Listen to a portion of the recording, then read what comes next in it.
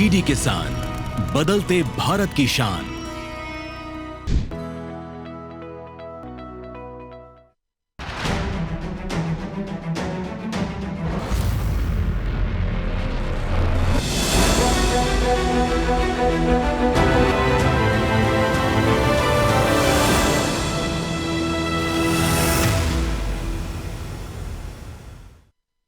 स्वागत है आपका हेलो किसान में। मैं हूं अंशु सिंह। हेलो किसान एक लाइव फोन कार्यक्रम है जिसमें हम कृषि संबंधी विभिन्न विषय आप किसानों के लिए लेकर आते हैं। डीडी किसान, बदलते भारत की शान।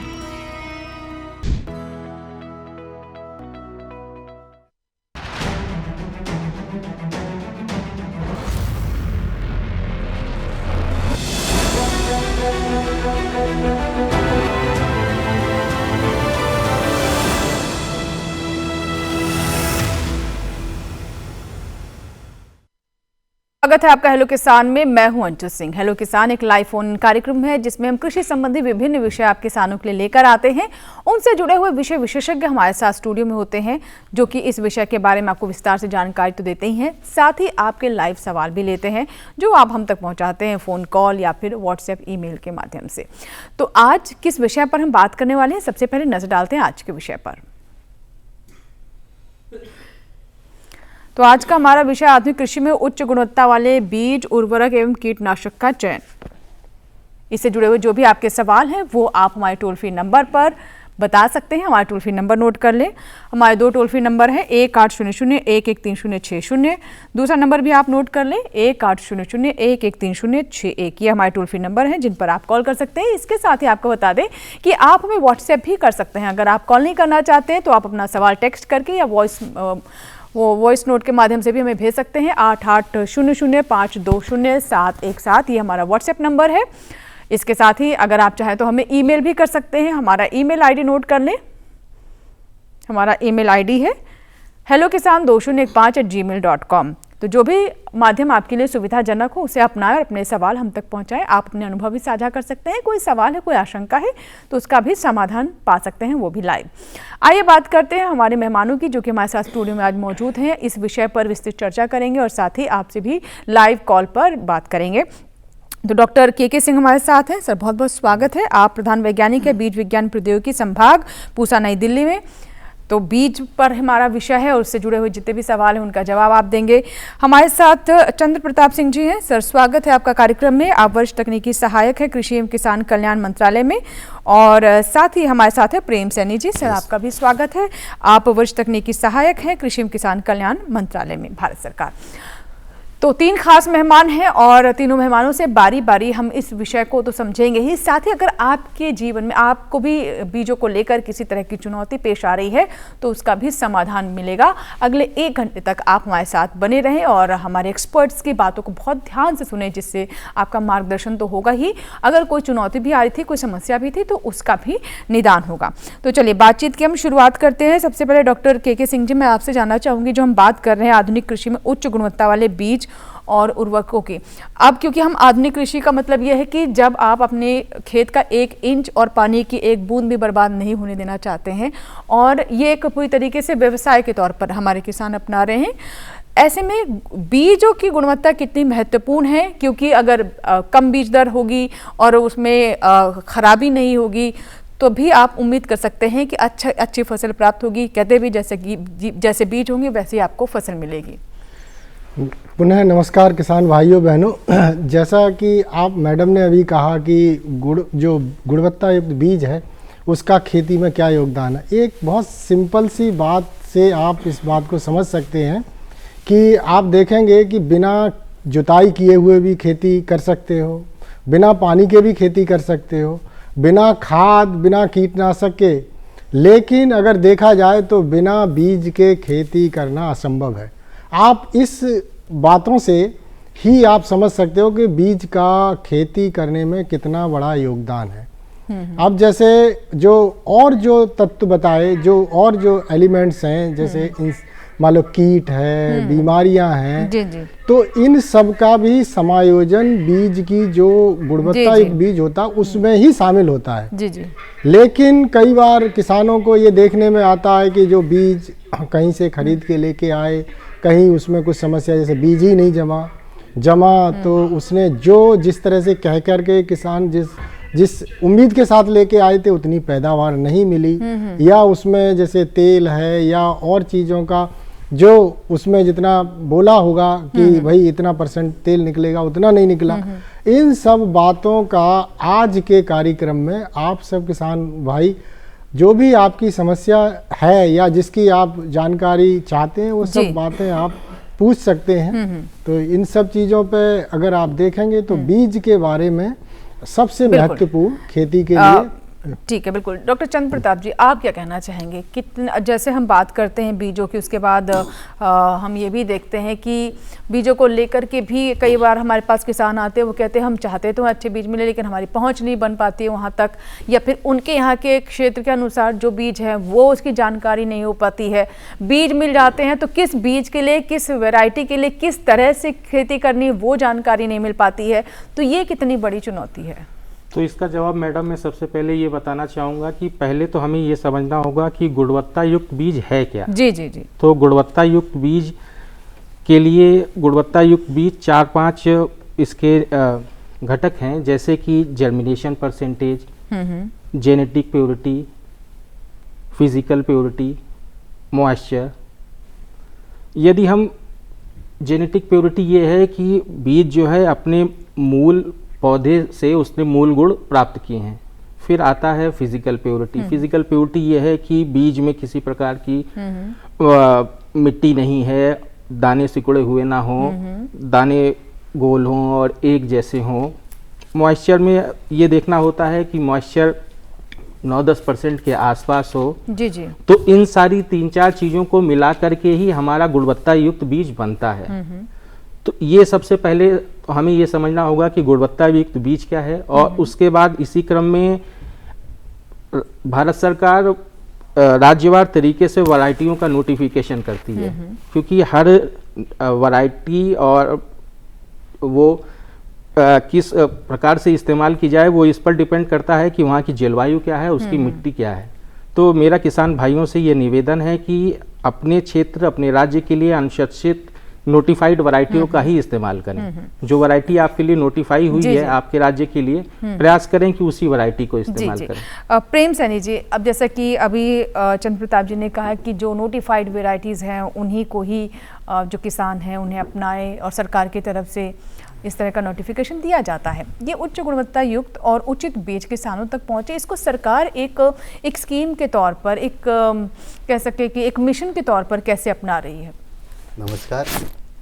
जैसे कि हमारे साथी ने, चंद्र प्रताप जी ने बताया कि उच्च गुणवत्ता युक्त बीज क्या होता है, फार्मर्स को कहाँ से मिलेगा, कैसे, उसके बारे में बताना चाहता हूँ कि उच्च गुणवत्ता युक्त बीज खरीदते समय किसानों के लिए कुछ ज़रूरी सुझाव, जैसे कि केवल वो सर्टिफाइड गवर्नमेंट रजिस्टर्ड बीज ही खरीदे, भरोसेमंद डीलर से खरीदे, जो कुछ दुकानें अधिकृत है, शॉप्स जो रजिस्टर्ड है वो वहीं से परचेज करें। और पैकेट पर जैसे कुछ सीड, कुछ लेबल्स होते हैं, जैसे अंकुरन प्रतिशत कितना है, उसकी पैकिंग कब हुई है, उसकी एक्सपायरी डेट क्या है, वो प्रॉपर देख के खरीदे। वो फसल व किस्म अपनी जलवायु और मिट्टी के अनुसार देखे कि वो जहाँ जिस स्टेट में या जिस जिले में वो बुआई कर रहा है वहाँ के लिए रिकमेंडेड है कि नहीं है।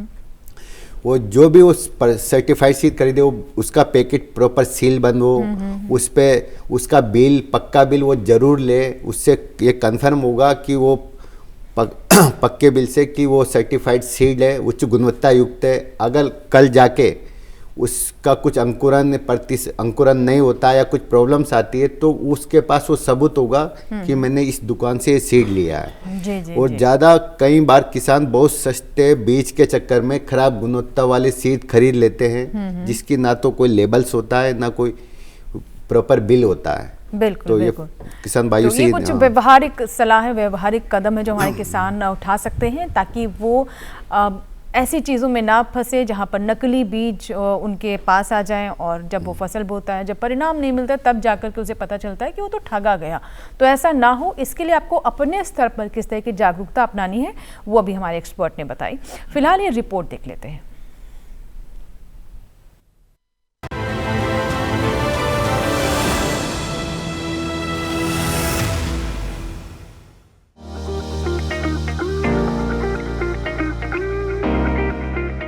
आधुनिक कृषि प्रणाली देश में अनाज उत्पादन को बढ़ाने में महत्वपूर्ण योगदान दे रही है। आधुनिक कृषि कार्य में उच्च गुणवत्ता वाले बीज, उर्वरकों और कीटनाशकों का चयन और उपयोग काफी महत्व रखता है। सबसे पहले बात बीजों की करते हैं। किसान बीजों का चयन करने से पहले कुछ बातों का ध्यान रखें, क्योंकि अच्छी गुणवत्ता वाले बीज मजबूत और स्वस्थ फसलों की वृद्धि के लिए जरूरी होते हैं। छोटे, सिकुड़े और टूटे बीजों में अंकुरण के लिए कम पोषण होता है। इस तरह के बीजों को हटाकर आप स्वस्थ पौध और फसल ले सकते हैं। अगर संक्रमित बीजों का उपयोग अगली फसल के लिए किया जाता है तो बीज जनित रोग खेत में पहुंच जाते हैं, इसलिए बीज स्वस्थ पौधों से लें। फसल में कीटों और बीमारियों की रोकथाम के लिए भी अच्छे बीज का चयन जरूरी है। बीज किसी प्रमाणिक जगह से ही खरीदें। बीजों की गुणवत्ता को सुनिश्चित करने के लिए बीज प्रमाणीकरण का प्रावधान भी है। वहीं उर्वरकों की बात करें तो उर्वरक वे पदार्थ हैं जिन्हें पौधों के स्वस्थ विकास के लिए मृदा में मिलाया जाता है।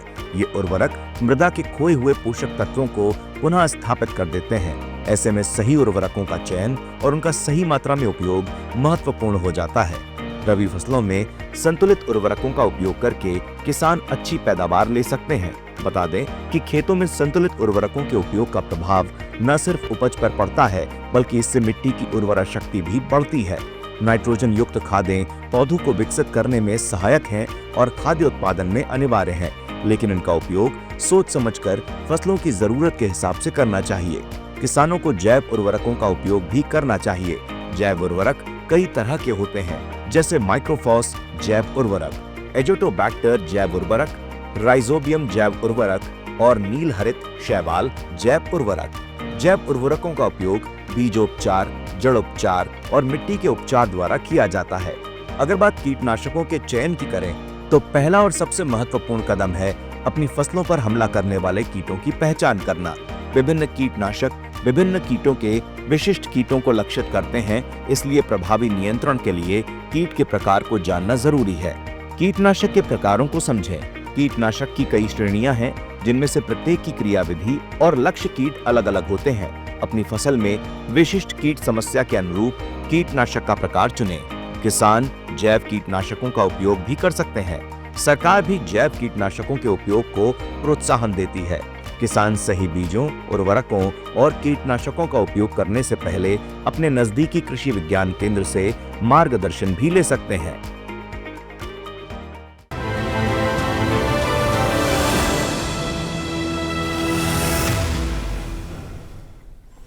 तो देखिए, मार्गदर्शन के लिए ही हम आपके समक्ष हैं। हमारे एक्सपर्ट आपका मार्गदर्शन करने के लिए ही यहाँ पर उपस्थित हैं, और आप भी ज़्यादा से ज़्यादा सवाल आप हम तक पहुँचाएं, क्योंकि हमारा मकसद ये होता है कि अधिक से अधिक सवालों के जवाब हम इस कार्यक्रम के माध्यम से दे सकें, ताकि वो किसान जो भले ही सवाल ना पूछ रहे हों, लेकिन अगर वो हमारा कार्यक्रम देख रहे हैं तो उन तक भी तरह तरह की जानकारियाँ पहुँचें। अमित चंद प्रताप जी, मैं आपसे जानना चाहूँगी कि जब हम अच्छे बीजों की कैरेक्टरिस्टिक्स की बात करते हैं, यानी अच्छे बीज, गुणवत्ता युक्त बीज कौन से होते हैं वो आपने बताया हमें, लेकिन इन बीजों को लेने के क्या क्या लाभ हैं? क्या सिर्फ एक अच्छी फसल ही एक लाभ है, या फिर ये हमारी जलवायु के अनुकूल होते हैं, या फिर मिट्टी में भी फर्क होता है, या फिर जो न्यूट्रिशन है फसल का वो भी अच्छा होता है? इससे क्या क्या लाभ होते हैं? इसके बारे में मैं बताना चाहूँगा कि अब यदि आप कोई किसान गुणवत्ता युक्त बीज इस्तेमाल करता है तो इसके 3 लाभ उसको सामने आएंगे। जैसे कि उसकी यील्ड, उसका प्रोडक्शन बढ़ेगा। दूसरा, उसका पूरे खेत में बेटर प्लांट एस्टेब्लिशमेंट होगा, यानी कि पहले जैसा परिस्थिति होती थी कि आपने लगाया, कुछ कोने पे छूट गया, कहीं पे बचा रह गया। यदि आप गुणवत्ता युक्त बीज का इस्तेमाल कर रहे हैं तो ऐसी स्थिति में होगा ये कि आपके पूरे खेतों पे पौधे आएंगे। और गुणवत्ता युक्त बीज में ये हमेशा देखा जाता है कि इसमें किसी प्रकार का रोग ना हो। तो इससे 2 फायदे होंगे। इससे एक फ़ायदा पहला ये होगा कि आपके पौधे में रोग नहीं लगा हुआ है, तो आपके ज़्यादा पौधे दिखाई पड़ेंगे खेत में। दूसरा किसान भाइयों को दूसरा लाभ ये होगा कि रोगग्रस्त होने के कारण किसान भाइयों को बार बार कीटनाशकों और फफूंदनाशकों और अन्य दवाइयों का इस्तेमाल करना पड़ता है, जिससे उनकी लागत बढ़ती है। पर वहीं यदि आप गुणवत्ता युक्त बीजों का इस्तेमाल करेंगे तो इस प्रकार के रोग आएंगे ही नहीं, और जब रोग नहीं आएंगे तो निश्चित रूप से आपने कम लागत लगाई और आपको मुनाफा ज़्यादा होगा। जी जी। तो ये सारे लाभ गुणवत्ता युक्त बीजों के इस्तेमाल करने से किसान भाइयों को होंगे। सर आप क्या कहना चाहेंगे डॉक्टर के सिंह? देखिए, जहाँ अभी जो बताया डॉक्टर साहब ने, जब भी किसान कोई भी बीज खरीदता है और एक किसान अपने घर में रखा हुआ बीज को लगाता है, जी जी। ये जो भारतीय जो बीज परियोजना के अंतर्गत इसको पूरे देश में टेस्ट करके जी जी। इसका एक रिजल्ट निकला। उसमें ये पाया गया कि जो किसान अपने घर में रखे हुए बीज को लगाता है और एक जो किसान जो गुणवत्ता युक्त बीज को लगाता है, जी जी। तो उसके कंपैरिजन में 15 से 20% पैदावार ज़्यादा देता है गुणवत्ता युक्त बीज। और साथ साथ जैसे अभी सिंह साहब बता रहे थे कि जो खर्चा कम होता है, खर्चा देखिए आज की तारीख में जो किसानों की सबसे बड़ी समस्या क्या है, खेती में लाभ का जो अनुपात है बहुत कम हो गया है। तो लाभ का अनुपात बहुत कम हो गया है, तो लाभ के अनुपात को बढ़ाने के लिए अगर कोई किसान 1 रुपया अगर खेती में लगाता है तो उसको कैसे 2 रुपया मिले, 1 रुपए की जगह 2 रुपया मिले, इसके लिए उसको गुणवत्ता युक्त बीज का प्रयोग करना है। क्योंकि हमारी जो जैसे अभी जैसे कहा बीमारी कम लगेंगी, कीटों का प्रकोप कम होगा। इसी के साथ जो हमारे जो जैसे मान लो हमने फर्टिलाइजर डाला, फर्टिलाइजर का भी बहुत अच्छा उस क्षेत्र में जैसे मतलब जो फर्टिलाइजर डाला उसका भी बहुत अच्छा रेस्पॉन्स दिखाई देगा। जी जी जी जी। और जैसे अभी एक बात और कही थी सिंह साहब ने कि जो हमारे किसान लोग जिस क्षेत्र में रहते हैं वहीं के लिए रिकमेंडेड वैरायटी को खरीदें। देखिए, जब वैरायटी कोई भी रिलीज होती है, रिलीज होने से पहले कम से कम 2-3 साल के लिए उसी अलग अलग जोन्स में टेस्ट की जाती है। और जो वैरायटी जिस जोन में अच्छी होती है वहीं के लिए वो मतलब रिलीज की जाती है, वहीं के लिए रिकमेंड की जाती है। बिल्कुल बिल्कुल। तो देखिए, अगर रिकमेंडेड है कोई वैरायटी तो आप उसे बिल्कुल ट्राई करें, क्योंकि सरकार की तरफ से और हमारे वैज्ञानिकों की तरफ से हर स्तर पर उसे पहले टेस्ट किया जाता है, तभी वो किसानों के लिए उन तक पहुँचाने के लिए प्रयास किए जाते हैं। एक कॉलर है कन्हैया लाल प्रजापति जी, आइए पहले उनका हम सवाल ले लेते हैं। कन्हैया लाल जी बताइए क्या सवाल है आपका? हेलो जी सर, मुझे हाँ बताएं। कन्हैया लाल जी, आपकी आवाज़ ठीक से नहीं पहुंच पा रही है, फिर से आप एक तो पहले नेटवर्क क्षेत्र में आ जाइए। मैं बहुत सारे दर्शकों से ये कहना चाहूंगी, कई दर्शक कॉल करते हैं।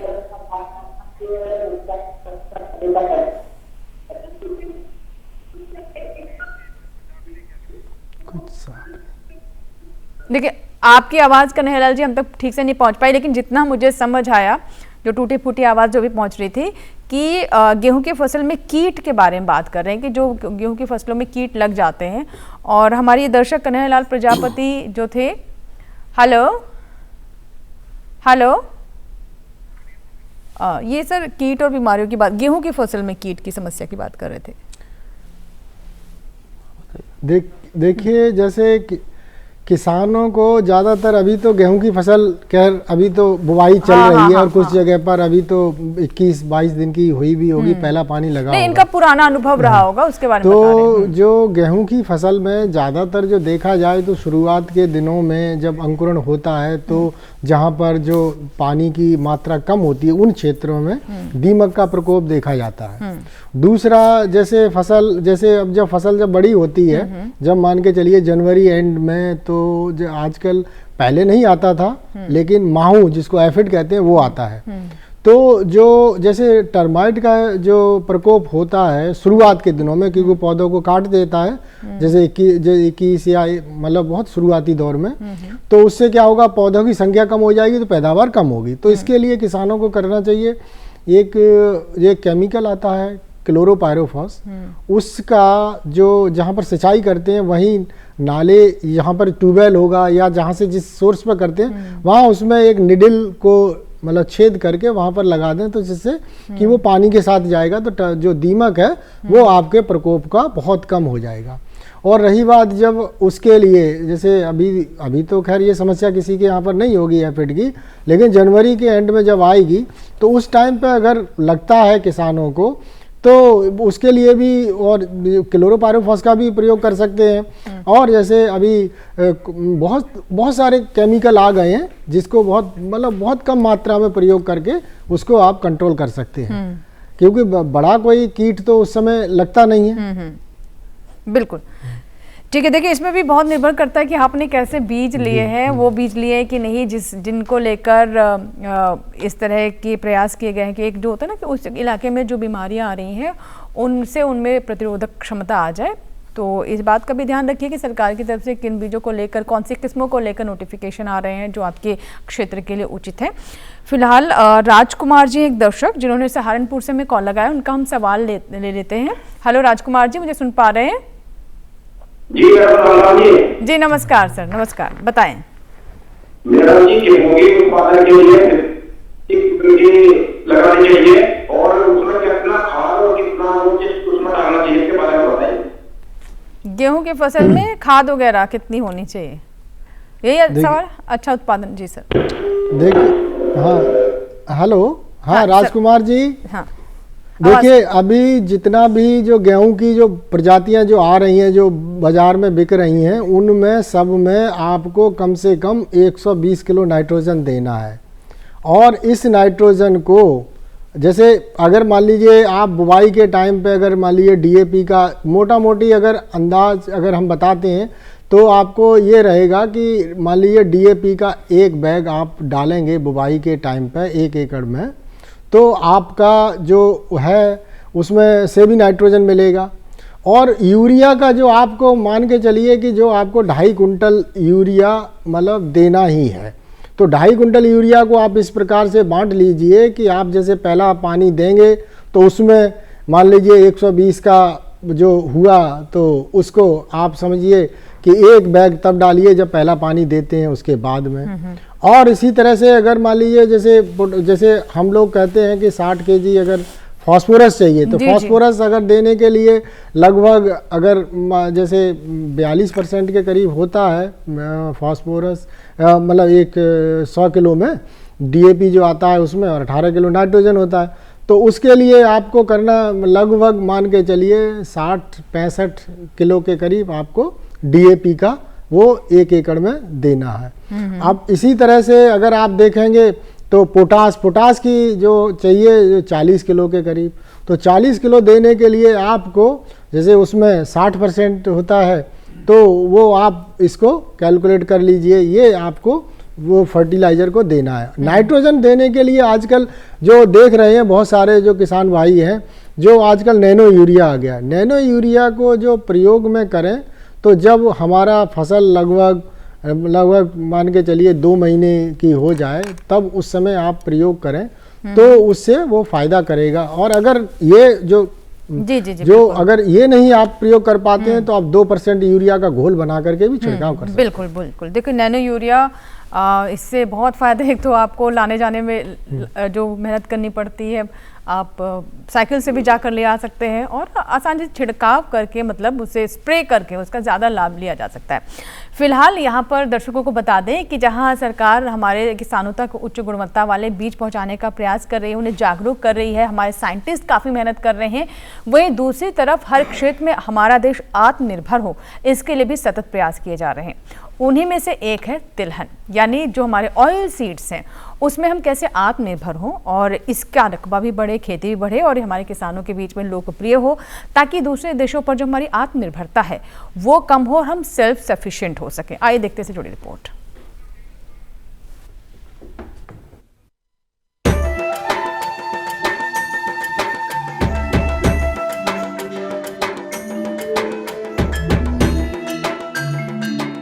ये जो हरे भरे पेड़ और उन पर लगे गुच्छेदार फल दिखाई दे रहे हैं, ये वास्तव में हमारे किसान भाइयों के आर्थिक और सामाजिक जीवन में सुख समृद्धि के रंग भरने की क्षमता रखते हैं।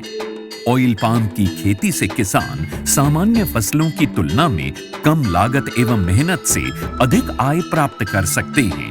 इसके माध्यम से किसान खाद्य तेलों का उत्पादन बढ़ाकर देश के विकास में अपनी भागीदारी सुनिश्चित कर सकते हैं। लेकिन ये सब कैसे संभव है, आज इसी के बारे में बताएंगे अपने किसानों को। ऑयल पाम एक बहुमुखी तेल है जिसके कई अलग अलग गुण और कार्य हैं जो इसे बेहद उपयोगी और व्यापक रूप से इस्तेमाल किया जाने वाला बनाते हैं। ऑयल पाम के फल से सबसे अधिक तेल प्राप्त होता है। प्रति हेक्टेयर 20 से 25 टन फलों की उपज देने वाले इसके पेड़ परिपक्व होने के बाद लगभग 30 साल तक फल देते रहते हैं। यही नहीं, इन पेड़ों के बीच अंतर्वर्ती फसलें उगाकर किसान दोहरी आय भी प्राप्त कर सकते हैं। इसके अतिरिक्त सरकार की ओर से भी इसकी खेती के लिए काफी सहायता उपलब्ध करवाई जाती है। भारत सरकार की ओर से 2021-22 में खाद्य तेलों पर राष्ट्रीय खाद्य तेल मिशन, तेल palm national mission on edible oils, oil palm NMEO-OP की शुरुआत की गई। इसके अंतर्गत किसानों को ऑयल पाम की पौध सामग्री, अंतर्वर्ती खेती एवं रखरखाव, ड्रिप सिंचाई, डीजल, बिजली, सोलर पंप सेट, बोरवेल, फल कटाई उपकरणों एवं पुराने पौधों की पुनः रोपाई के लिए सब्सिडी प्रदान की जाती है। इस मिशन के अंतर्गत किसानों को 1 से 5 लाख तक की राशि प्रति हेक्टेयर की वित्तीय सहायता उपलब्ध कराई जाती है। सरकार द्वारा ऑयल पाम की पौध सामग्री के लिए 20 से 29 हज़ार रुपये प्रति हेक्टेयर की सहायता मिलती है। इसके अलावा भी सरकार पहले 4 साल तक 42,000 रुपये प्रति हेक्टेयर की सहायता अंतर्वर्ती फसल एवं रखरखाव के लिए भी मुहैया कराती है। इस मिशन के अंतर्गत ड्रिप सिंचाई के लिए 30,000 रुपये प्रति हेक्टेयर की सहायता अतिरिक्त दिया जाता है। साथ ही किसानों के लिए फसल कटाई मशीन और ट्रैक्टर ट्रॉली की खरीद के लिए भी सहायता का प्रावधान है। कुछ किसानों के मन में ये शंका है कि ऑयल पाम के पेड़ों की सिंचाई के लिए अधिक मात्रा में पानी की आवश्यकता होती है। ये पर्यावरण के लिए ठीक नहीं है। कुछ ये भी कहते हैं कि ये धरती के उपजाऊपन के लिए भी हानिकारक हैं। किंतु जिन किसानों को ऑयल पाम की खेती से आज लाखों रुपए की वार्षिक आय प्राप्त हो रही है, उनका कहना है कि ये सारे संचय निराधार हैं। ऑयल पाम का खेती में धान और गन्ने से कम पानी लगता है। इसमें गवर्नमेंट का तरफ से ड्रिप सिंचाई के लिए पैसा भी दिया जाता है। मैंने 2015-16 से ऑयल पाम की खेती की है और इससे पर्यावरण को कुछ नुकसान है ही नहीं। और इनका जो पेड़ पौधा होता है, इनसे हम मल्चिंग भी यूज करते हैं और इनका यूज से हम काफ़ी सारा ज़मीन में नमी लेते हैं और इनके अंदर इंटरक्रॉप जो है, जो कपास वगैरह लगाते हैं तो हम डबल गुण आय लेते हैं और अच्छा रहता है। ऑयल पाम की खेती के लिए मुझे सरकार ने पौधे सीडलिंग देते हैं। वो जब बड़ा हो जाता है, जो फल जो देता है, हर महीने सरकार उसी फल खरीदने के लिए एक रेट बना के देते हैं। वही रेट पे कंपनी खरीद लेते हैं। मैं काट के इकट्ठा कर देता हूँ, कंपनी उठा के ले जाते हैं। ऑयल पाम के लिए सरकार उत्पादों की तत्काल खरीद करती है। साथ ही सरकार एक वायबिलिटी मूल्य भी घोषित करती है ताकि यदि भाव अचानक गिर जाए तो उस अंतर का भुगतान सरकार किसानों को करती है। सच तो ये है कि ऑयल पाम की खेती हमारे किसानों को और अधिक समृद्ध और ग्रामीण अर्थव्यवस्था को और अधिक सशक्त बना रही है। आप भी इसकी खेती और सरकारी सहायता का लाभ उठाएं और अपनी आर्थिक स्थिति को बेहतर बनाएं।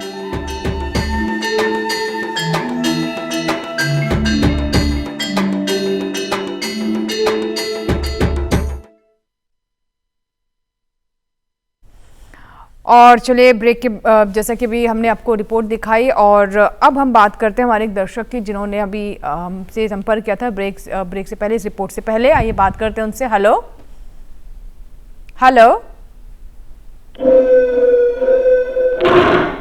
हेलो, नमस्कार।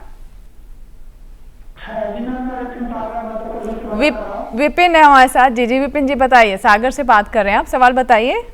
और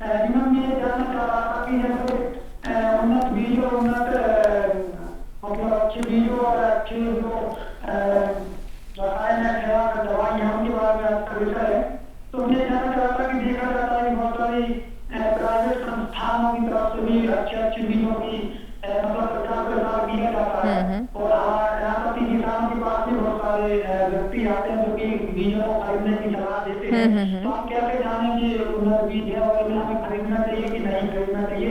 और यही हाथ दवाइयों में भी होता है कि हमें जिन दवाइयों का नाम नहीं पता है, हम जिन दवाइयों को जानते ही नहीं है, दवाइयों की नाम हमें बता है। जी जी जी, बहुत सारे व्यक्ति आते हैं, तो क्या फिर हम उनको जानेंगे सही है और उन्नत है? चले, बहुत अच्छे सवाल विपिन जी आपने पूछे हैं। और देखिए, ये एक जागरूक किसान की निशानी है जो इतने समझदारी भरे सवाल पूछते हैं। और देखिए, आप यहाँ पर एक ये भी काम कर रहे हैं कि बहुत सारे किसानों की आवाज़ भी बन रहे हैं। तो चंद्र प्रताप जी, मैं आपसे जानना चाहूँगी कि जो इनका पहला सवाल था कि ये कि बाजार तो खुला हुआ है, ठीक है, सरकार की तरफ से भले बीज उपलब्ध कराए जा रहे हैं, लेकिन जब प्राइवेट मार्केट में किसान जाता है तो वो बहुत ही लुभावने ऑफर्स भी मिलते हैं, उनकी पैकेजिंग ऐसी होती है, ऐसे ऐसे वादे किए जाते हैं, तो किसान भ्रमित हो जाता है। उससे कितना जागरूक रहना चाहिए? और जो इनका सवाल था कि जो ये प्राइवेट बीज मिलते हैं, क्या कैसे जाने कि अच्छे हैं कि नकली हैं, क्या सावधानी हो सकती है?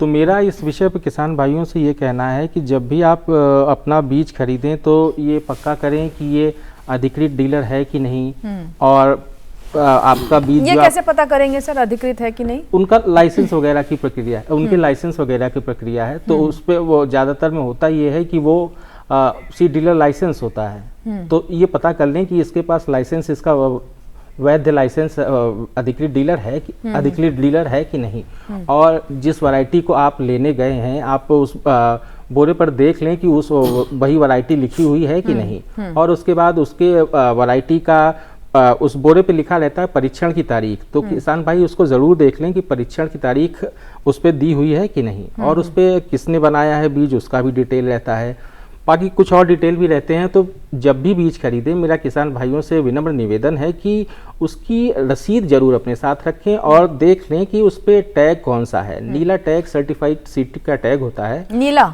हाँ जी, नीला। तो नीला टैग सर्टिफाइड सीड का टैग होता है, तो उसका टैग और उसका बोरा और उसकी रसीद, ये तीनों चीजें किसान भाई अपने पास जरूर रखें। तो खुले बीज कभी ना खरीदें। खुले बीज कभी ना खरीदें। और किसान भाई जैसे उनके पास भी बीज हैं तो अपने फार्म सीड का भी इस्तेमाल किसान भाई करते हैं, तो उस परिस्थिति में ज़्यादा से ज़्यादा 3 साल तक उस बीज का इस्तेमाल करें। 3 साल के बाद फिर वो डीलर्स के पास जाएं और बीज खरीदें, ज़्यादा अच्छा ये है। और इन तीनों चीज़ों को, जैसा मैंने बताया, बोरा, टैग और रसीद, ये तीनों अपने पास संभाल करके रखें। अच्छा, मान लीजिए इसके बाद भी अच्छे बीज नहीं मिलते हैं उसे, और वो उस तरह की गुणवत्ता नहीं है, तब उसे क्या करना चाहिए किसान को? तो मान लीजिए इस पे ज़्यादातर तो ये सिस्टम को इस परिस्थिति में आप वो किसान को अच्छे बीज मिल जाते हैं। और यदि मान लीजिए कभी कभार आपने बीज लगाया, आपका बीज फेल कर गया, यानी कि जर्मिनेशन कम है, तो उस परिस्थिति में किसान भाई, यदि उनके पास ये बोरा रहेगा और ये रसीदी उनके पास रहेगी, तो किसान भाई नियरेस्ट कृषि विज्ञान केंद्र में जाएं, नियरेस्ट राज्य सरकार के कृषि कार्यालय में जाएं, या सीड इंस्पेक्टर को बतावें कि उनके साथ ये समस्या हो गई है, तो विभाग उनको संज्ञान मिलेगा और उनको जरूरी सहायता आदि प्रदान कराएगा। जी जी, सैनी जी, इसी तरीके से जैसे इन्होंने उर्वरकों के बारे में जाना था, कीटनाशक और उर्वरक, वो भी कितने और जेन्युइन है, कितने बेहतर हैं, अच्छे हैं। और ख़ासतौर पर इनका सवाल था कि जो प्राइवेट बाज़ार में बिकते हैं, जो प्राइवेट सेलर्स होते हैं, कंपनियां हैं जो खूब प्रचार प्रसार करती हैं और टैगिंग की जाती है, किसान जब जाता है दुकान में तो बाकायदा टैगिंग की जाती है, उसे बताया जाता है। मैं इनकी सीट की बात में कुछ ऐड करना चाहता हूँ। जैसे मेरे साथी ने बताया कि जैसे किसान मार्केट में जाता है, बहुत सारी प्राइवेट कंपनियों के और भी कंपनियों के लुभावने बहुत सारे सीड ऐसे होते हैं कि उसमें किसान प्रॉपर ये चेंज नहीं कर पाता है कि मुझे कौन सा सीड खरीदना तो चाहिए। तो पढ़ा लिखा भी नहीं है, हर किसान उतना पढ़ा लिखा तो ये कि वो किसी लुभावने उसमें ना आए, वो प्रॉपर बैग की पैकिंग देके खुला सीड बिल्कुल भी नहीं खरीदे, और उस पे एक लेबल लगा होता है। सबसे पहले वो देखे कि बैग पैकिंग है कि नहीं है, उसके बाद वो लेबल होता है। बिना लेबल का कोई भी बैग परचेज न खरीदे किसान। अगर उस पे लेबल नहीं है, इट मीन्स इस कहीं ना कहीं उसमें कुछ खराबी है। अगर वो लेबल है, उसमें जर्मिनेशन प्रतिशत, अंकुरन प्रतिशत होगा, प्रॉपर हर चीज उसमें मेंशन होगी कि इसकी कितनी शुद्धता है, कितनी फिजिकल प्योरिटी है, सारी चीजें।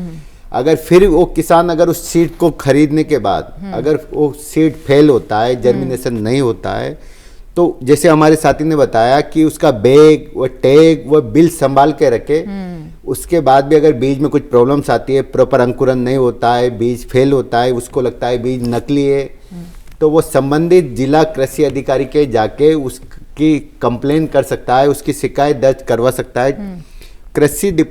जो कृषि विभाग है उसके लिए उस पर प्रॉपर कार्यवाही करेगा, उचित कार्यवाही की जाएगी उसके। जी जी सर, आप कुछ कहना चाह रहे थे और उर्वरकों के बारे में भी जान रहे थे, कीटनाशक और उर्वरक। देखिए जो बीज का, जैसे अभी जो दोनों सिंह साहब ने और सैनी जी ने बताया, देखिए जब किसी के साथ कोई भी दुर्घटना घट जाती है तो जो अभी बता रहे थे कि टैग, रसीद तो बहुत ही ज़रूरी है लेने के लिए, क्योंकि आप अच्छा खासा पैसा दे रहे हो गुणवत्ता के लिए, और अगर नहीं होता है, इसीलिए भारत सरकार के द्वारा जो बीज को जो कंज्यूमर एक्ट है ना उसके अंतर्गत भी डाला गया है। तो आपके पास रसीद होगी, टैग होगा, और बोरा को जो उसका बैग है, बैग को साथ में रखिए। 3 चीज़ें आपके पास हैं। जिला कृषि अधिकारी को कंप्लेंट कर दीजिए, क्योंकि वो आपने किसी ऑथराइज डीलर से खरीदा है, तो क्योंकि उनके पास लाइसेंस होता है, उसका लाइसेंस अगर मान लीजिए वो अगर आपका प्रॉपर कंपनसेशन नहीं दे पाते तो आप कंज्यूमर कोर्ट में आप केस कर सकते हो। और यही बात जो हमारे उर्वरकों और कीटनाशकों पर भी लागू होती है, सभी इन पे सब पर लागू होता है, क्योंकि उसका भी लाइसेंस होता है। देखिए इसके अलावा जो कृषि मंत्रालय है सर, उसके तो हेल्पलाइन नंबर भी है, विशेष तौर पर अगर आपके पास नकली बीज या कीटनाशक की दवाएं आती हैं तो आप उस पर कॉल कर सकते हैं सर, इसके बारे में बताएं। हाँ जी, ऐसी अगर कुछ कंप्लेंट आती है तो जैसे हमारा एक केसीसी डिपार्टमेंट है हमारे कृषि मंत्रालय भारत सरकार का, तो सीड डिवीजन में हम लोग उसके बहुत सारी कंप्लेंट को उसको देखते हैं। एक डिवीजन प्रॉपर उसको एनालिसिस करता है, कंसर्न डिपार्टमेंट जो राज्य से संबंधित है उनके कृषि विभाग को वो प्रॉपर उसको फॉरवर्ड की जाती है, ट्रांसफर की जाती है, उनका समाधान किया जाता है। जी चलिए, इसी के साथ ही हम एक छोटा सा ब्रेक लेंगे। ब्रेक के बाद भी ये चर्चा जारी रहेगी, कहीं मत जाएगा, अपने सवालों के साथ तैयार रहें।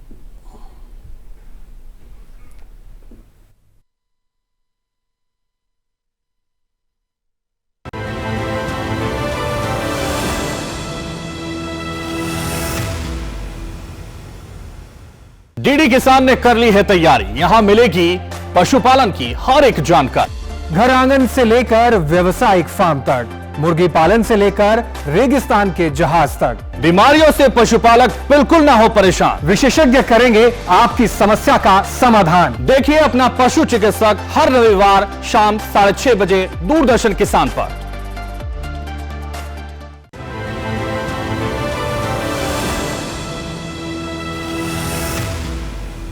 ब्रेक के बाद एक बार फिर आपका स्वागत है। आप देख रहे हैं हेलो किसान। एक कॉलर हमारे साथ जुड़ रहे हैं, आइए उनसे हम बात करते हैं। हेलो, राजेंद्र रावत जी हमारे साथ फोन लाइन पर, सागर मध्य प्रदेश से। हेलो जी, नमस्कार, सवाल बताएं सर। जी मैम, हमारी फसल 1 महीने की हो गई, मसूर की है। जी जी, और उसमें उगरा रोग लग रहा है, वो सूख रही है। उसमें उसका क्या उपचार करें? ठीक है सर। देखिए रावत जी, आपने मसूर की फसल लगाई है, और जो आप ये जैसे आपने यहाँ पर लगाया है, क्या पिछले साल भी मसूर लगाए थे क्या? पिछले साल भी मसूर की फसल ली थी आपने? पिछले साल नहीं, फोन कट गया सर।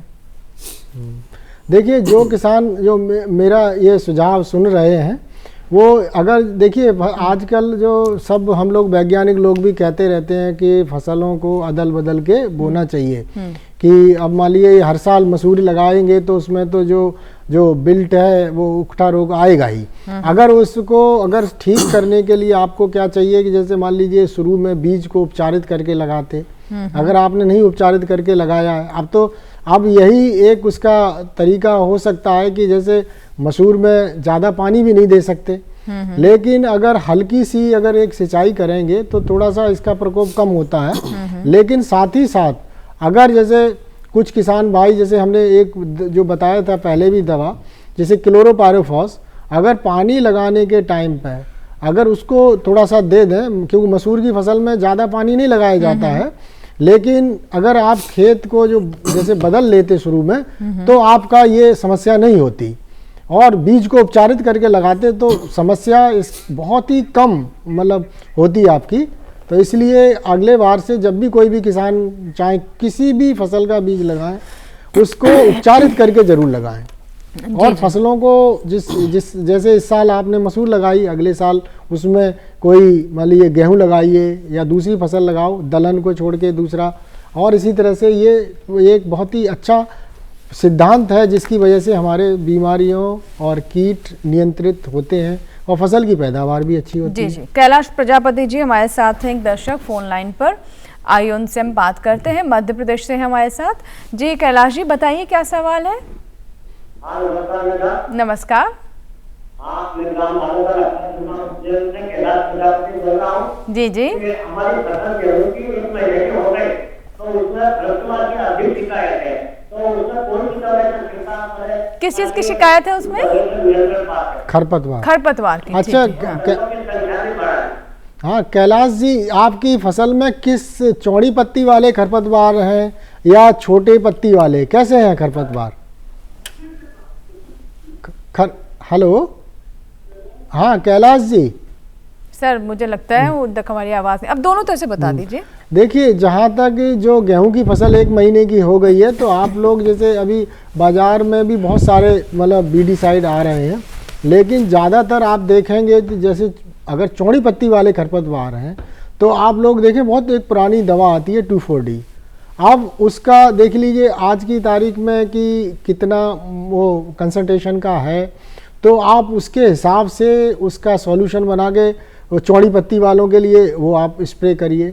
इसी तरह से दूसरी और भी कई दवाएं आ गई हैं बाज़ार में, जैसे आजकल देखेंगे जैसे फेलेरस माइनर है, और भी जो छोटे छोटे पत्ती वाले जो हैं बीड, उनके नियंत्रण के लिए, खरपतवारों के नियंत्रण के लिए, उसके लिए जैसे मेट सल्फरान, सल्फोसल्फरान, ये मैं वो नाम बता रहा हूँ उनका केमिकल्स का।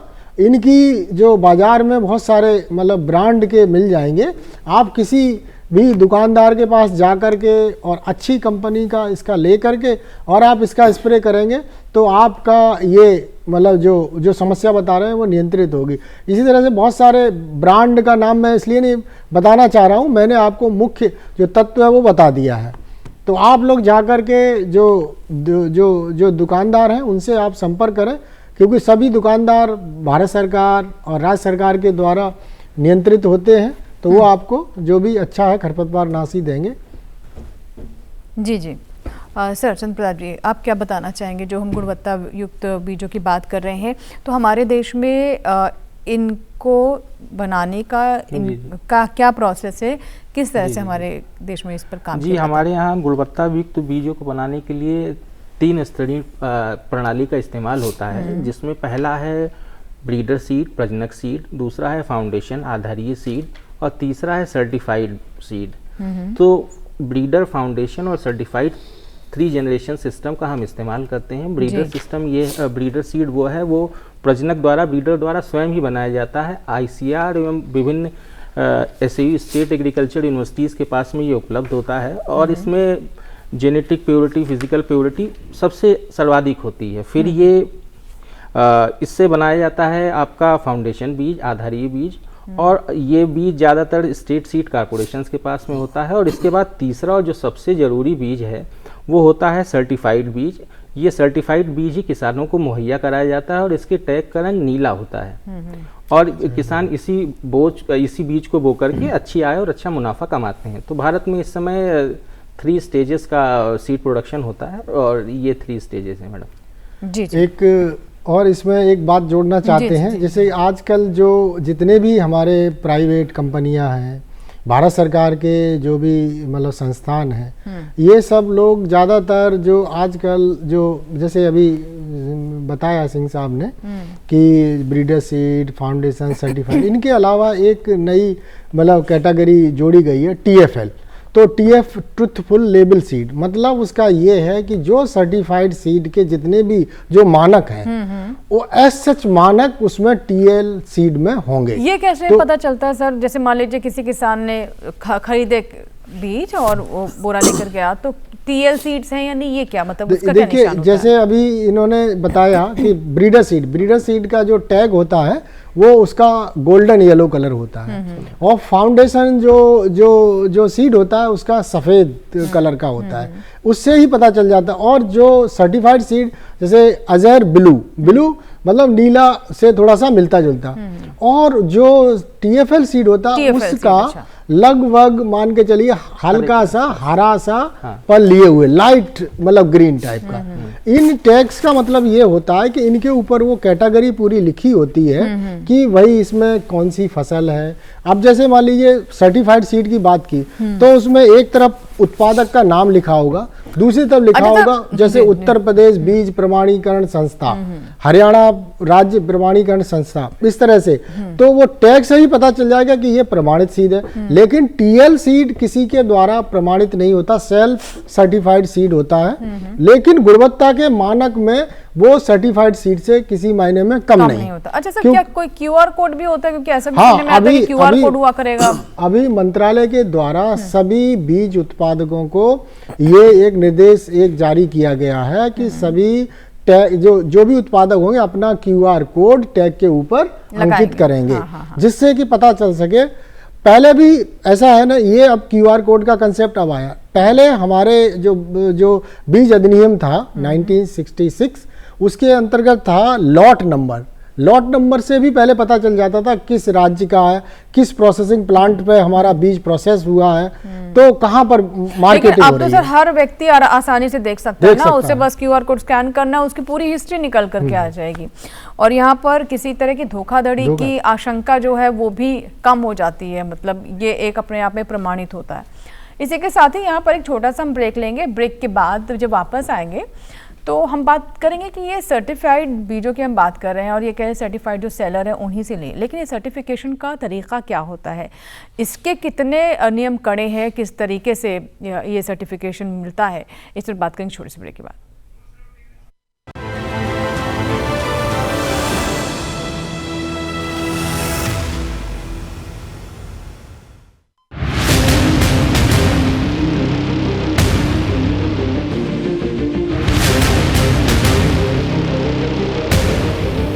जब तपती है धरती, सूरज उगलता है आग, ठंड में जब सर्दी जमा देती सबके हाल, सब छुप जाते अपने अपने घरों में, तब बाहर निकलता सिर्फ एक इंसान, भरने के लिए हम सबका पेट, खून को पसीने की तरह देता बहा, थक जाता, झुलस जाता, हो जाता बीमार, तब उसकी सेहत का ध्यान रखता सिर्फ DD किसान।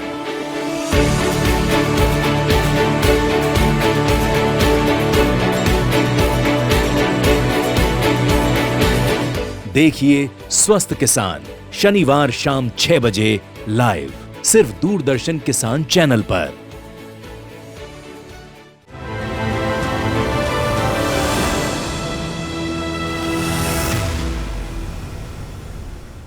ब्रेक के बाद एक बार फिर आपका स्वागत है। आप देख रहे हैं हेलो किसान। अगर आप अभी अभी हमारे कार्यक्रम के साथ जुड़ रहे हैं तो आज का विषय आपके लिए हम दोहरा देते हैं। आज हम बात कर रहे हैं गुणवत्ता युक्त बीजों के बारे में और साथ ही कैसे हमारे किसान गुणवत्ता युक्त जो उर्वरक हैं या फिर कीटनाशक हैं उनकी पहचान करें।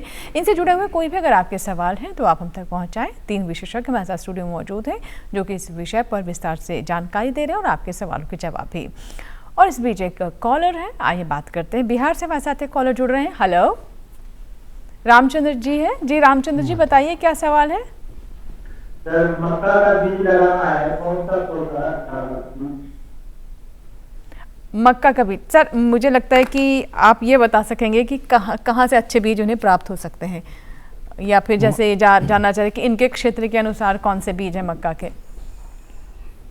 जी हाँ मेहता जी नमस्कार। जैसा आप लोग आपका मधेपुरा, सहरसा, पूरा बेगूसराय सब में जो मक्का का ज़्यादा एरिया रबी में भी लगता है, तो देखिए जो वहाँ पर आपके यहाँ पर बहुत सारे जो बीज जितने भी उपलब्ध हो रहे हैं, आपके यहाँ पर सारे बड़ी बड़ी मल्टीनेशनल कंपनियाँ हैं, उन्हीं का बीज आपके वहाँ पर बिक रहा है। हाँ। तो आप लोग भी उन्हीं से एक जो अपना संपर्क करें, क्योंकि जितने भी सरकारी संस्थान हैं उनका कोई वहाँ पर अभी इस तरह का कोई मार्केटिंग का नेटवर्क नहीं है कि वहाँ पर मक्का का बीज कोई प्रदान किया जा सके। तो जो ज़्यादातर जो अभी हम लोग जो बात कर रहे थे बीज का, तो उसमें से सर्टिफाइड सीड तो मुझे लगता है कि प्राइवेट कंपनियां बहुत ही कम बनाती हैं और वो ज़्यादा TL सीड ही वहाँ पर आपको मिलेगा। और जो वहाँ तो बहुत अच्छा 14 टन 15 टन के करीब पैदावार वाली वैरायटियाँ लगाई जा रही हैं बिहार में। और आप डीलर से लें, जो भी ऑथराइज डीलर हो, जो राज्य सरकार के द्वारा जिसको लाइसेंस मिला हो, उससे लें, रसीद ज़रूर लें।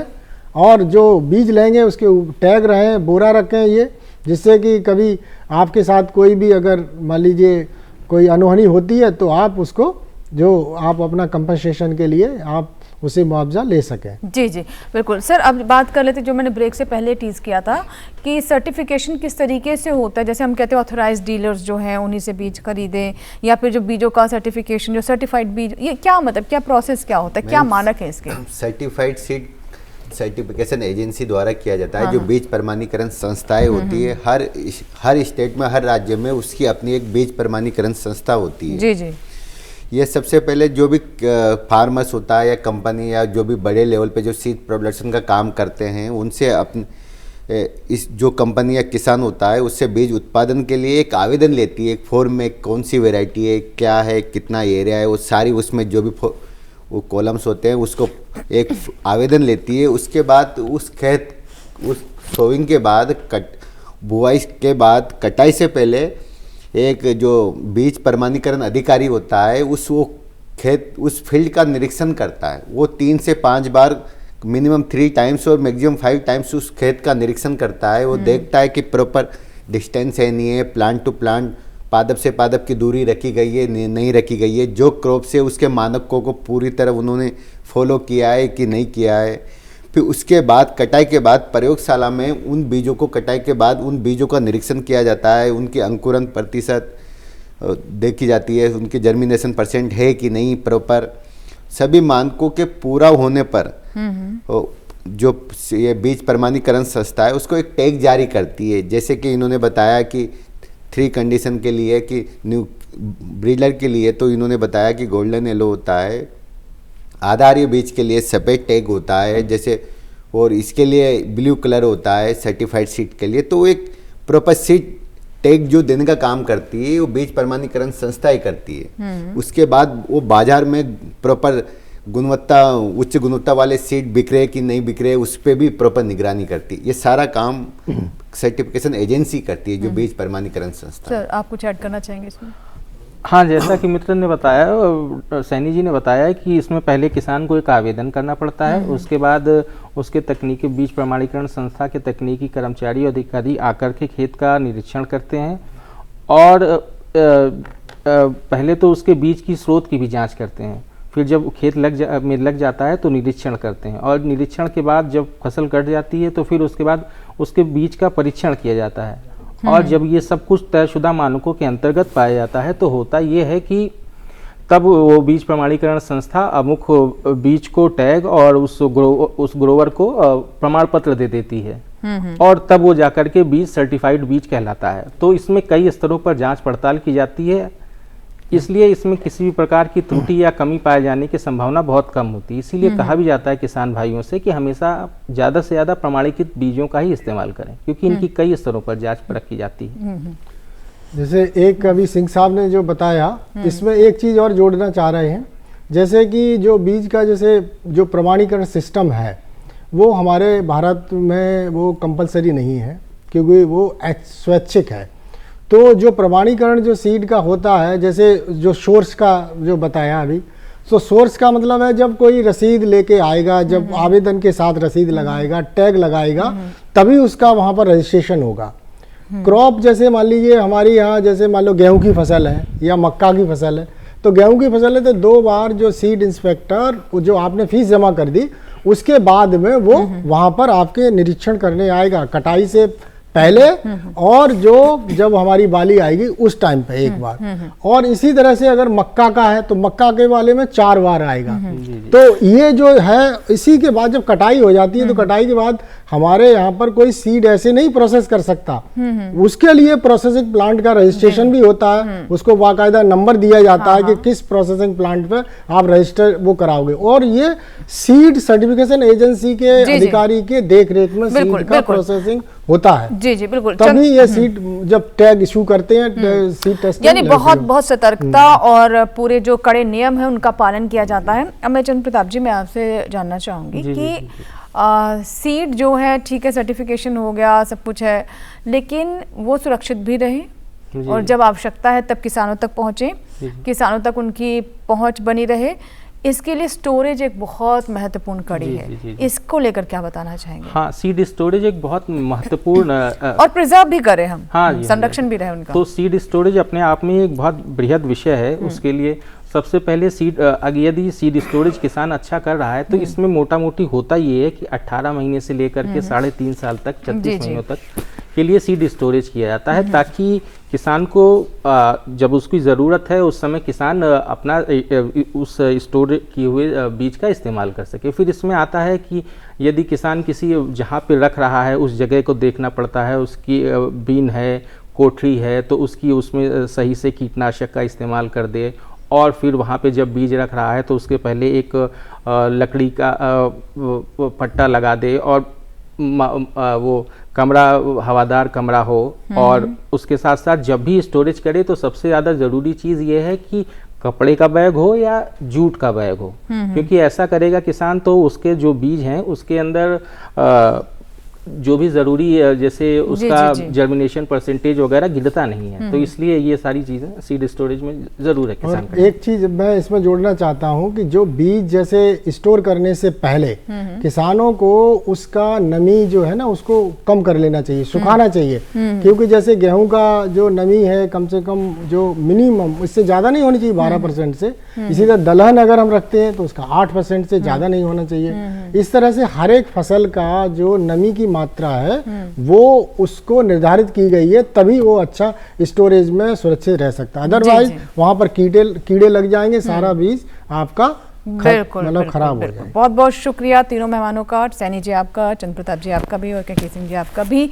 बहुत ही विस्तार से और बहुत ही महत्वपूर्ण जानकारी आपने हमारे किसानों तक पहुंचाई, और ये हमारे सभी किसानों के लिए बहुत महत्वपूर्ण है जानना कि अच्छे बीज, गुणवत्ता युक्त बीज कहाँ से प्राप्त करें, कैसे सुनिश्चित करें कि वो ठगे नहीं जा रहे हैं, कोई धोखाधड़ी नहीं हो रही है, और साथ ही कैसे वो इससे अपनी इनकम को, अपनी आय को बढ़ा सकते हैं और सुरक्षित भी महसूस कर सकते हैं। चलिए अब बात करते हैं कि अगले अंक का हमारा विषय क्या है। आइए डालते नजर हेलो किसान के अगले अंक का विषय, जो कि जैविक खेती में सुरक्षित सब्जी उत्पादन एवं कृषि तकनीकी योजनाओं का प्रचार प्रसार। ये हमारा अगले अंक का विषय है, जिसमें हम सब्जियों की बात करेंगे, प्रचार प्रसार की बात करेंगे, नई तकनीक कैसे सब्जी उत्पादन में हमारे किसान अपना सकते हैं।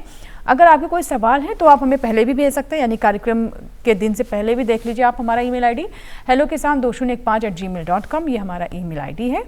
इसके साथ ही आप हमारा टोल फ्री नंबर तो जानते ही हैं, हेलो किसान का हमारा टोल फ्री नंबर कार्यक्रम के बाद भी आपके लिए उपलब्ध है 1800-113060। सोमवार से शनिवार सुबह 6 बजे से रात 10 बजे के बीच आप इस पर कॉल करिए, अपना सवाल रिकॉर्ड कराएं जो कि हम तक पहुंच जाएगा। और इसके अलावा एक और जानकारी दे दें कि आप हमारा एक कार्यक्रम यानी हेलो किसान हमारे YouTube चैनल पर भी देख सकते हैं। इसके लिए टेलीविजन स्क्रीन पर दिखाए जा रहे इस QR कोड को स्कैन करें, या फिर @DD किसान चैनल जो कि हमारा YouTube ID है, इसे भी जाकर सर्च कर सकते हैं YouTube पर। आप हेलो किसान के अलावा DD किसान पर प्रसारित अन्य कार्यक्रम भी हमारे YouTube चैनल पर देख सकते हैं। हेलो किसान के पुराने एपिसोड या फिर आज के एपिसोड को अगर दोबारा सुनना चाहते हैं, जानना चाहते हैं, तो भी आप YouTube पर ज़रूर हमारे साथ जुड़े, हमें सब्सक्राइब करें और जो कार्यक्रम अच्छे लगे उन्हें लाइक करें, कमेंट करके अपने सुझाव भी हम तक पहुंचा सकते हैं। इसी के साथ ही यहाँ लेंगे आपसे इजाजत, लेकिन आप बने रहें दूरदर्शन किसान के साथ। नमस्कार।